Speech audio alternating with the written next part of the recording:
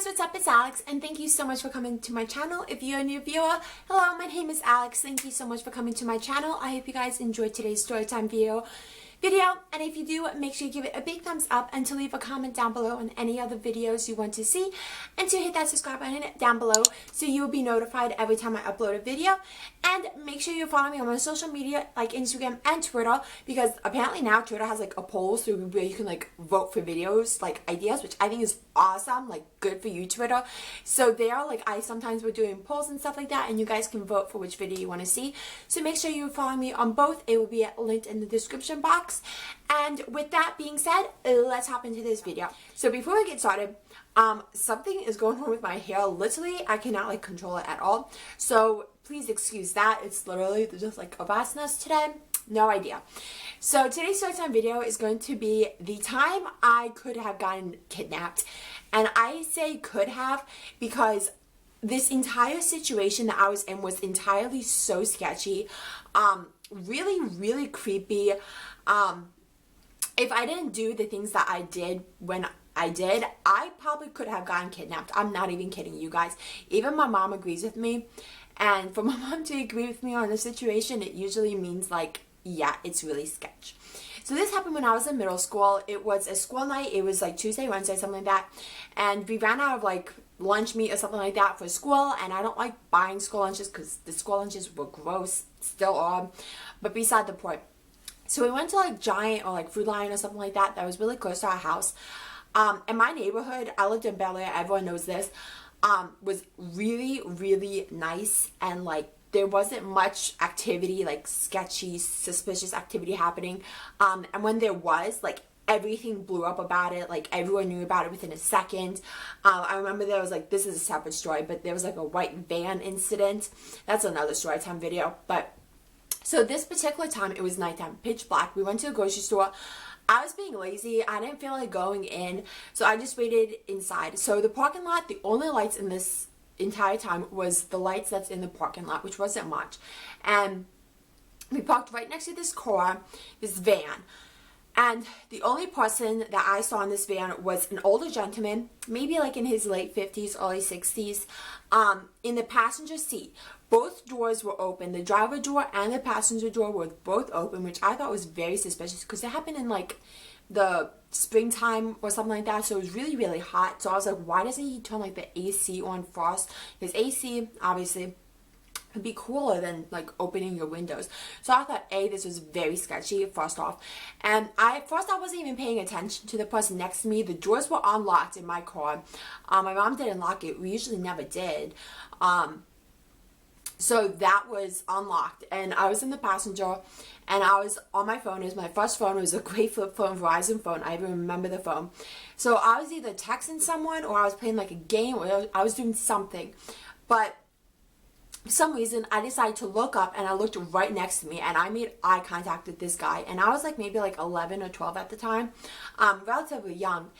And he looked straight at me and he smiled. Like, I mean, like, just smiled. And so he was in the passenger again. He was in a van, which is really weird. Like, I don't know. This van's always sketched me out because, again, my next story time video, I will tell you all about this incident with the white van. So ever since then, like, that story, I always been like really afraid of vans. Really just creepy. And so he was in the passenger and he was just smiling at me, he wasn't like just like smiling, being like nice. Like, he was smiling like really, really creepy. Like, I mean, like borderline like pedophile creepy. And this is what really like struck me, was in his hands was a white poodle. And I mean like a puppy, like a white poodle puppy. And so the first thing I did is I locked the doors. And I ignored it for a little bit, but I'm like thinking about it while I'm looking at my phone. I'm like, this is really weird. Like, first off, why would someone have both doors unlocked, like right open in like the middle of like the like spring or summer weather? Like, it's super hot. I remember like I was dying. I was in shorts. I was in like a crop top. Like, and I was dying. Like, I didn't have AC or anything on, but I refused to open those doors to let air in. So I'm like, why don't you just have AC on? Because most normal and like sane people just turn AC on when they're waiting in the parking lot. Second, like, where was the other person in like the drop? Like, where was the other person? Because like he was there before we came, you guys, and he was there even after we left. So I mean, it's just really weird. Like, how like long were you there before? Like, were you waiting for someone? Like, I didn't know the situation, you guys. And then third off, I remember ever since I was a little girl, everyone always told me, like, don't go to strangers that offer you candy, and first off, and B, don't go to like suspicious people that just have cute like animals, because everyone knows like they have cute animals to like draw like little kids in. And even I was like really tempted to go over there for like a second and like pet the dog and stuff like that, because it was really, really cute. It was like a white poodle puppy. Like, any sane person would go over there and like pet it and like ask what its name was and stuff. So he had the animal with him, and he wasn't like on a leash or anything like that. It was just in his hands, and he was just petting it, like, but so, and then he smiled so creepily at me, and I just got such a bad vibe, you guys. I mean, like, that gut feeling in my stomach that is like something is just really, really wrong. So I called my mom. I made sure he saw I was on the phone. And I called my mom, and I'm like, Mom, you have to get out here right now. I don't care about that damn lunch meat. I will buy lunch tomorrow. I want you out here right now, because there's a guy that is right next to me, parked, and he is just giving me a really, really bad vibe. Now, something you should know about me is I get such good, I want to say like sixth sense, like a good psychic sixth sense. And if you guys want to hear any like psychic stories, like, please, like, I will make a couple of videos about storytime videos about that, because I've had a lot. But I have really good sixth sense. So I have really good, like, really intuition. So when I get a bad feeling, I'm like, we need to leave. So I'm like, Mom, we need to leave now. And she's like, okay, I'll be right out. So she drops everything, literally leaves the car in the middle of the store, she told me, and just walks outside, like, fast walking.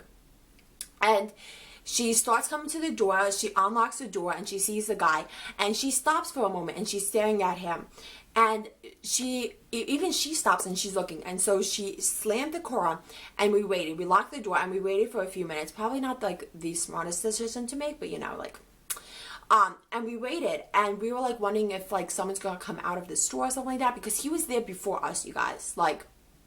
And I was waiting there for like maybe 10-15 minutes before we left. So whoever was in there, like, we don't know. And it was like really late, you guys. So it was like 8-9 o'clock. So like, I don't know, like, don't like people go to bed early, like older people go to bed earlier. I don't know.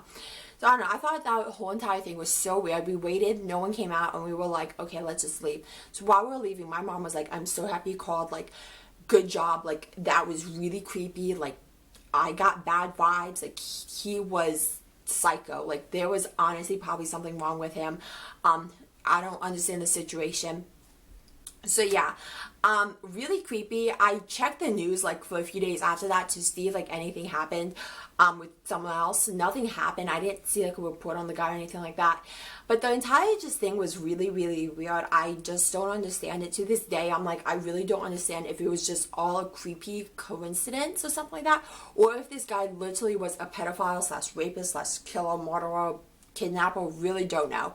But yeah, so that is the time I almost got kidnapped. Could have gotten kidnapped. Luckily my parents decided to give me a phone. So anyway, so I hope you guys enjoyed this video. If you did, again, give it a thumbs up, leave any comments down below, subscribe, and I will see you again very soon with another video. Bye guys.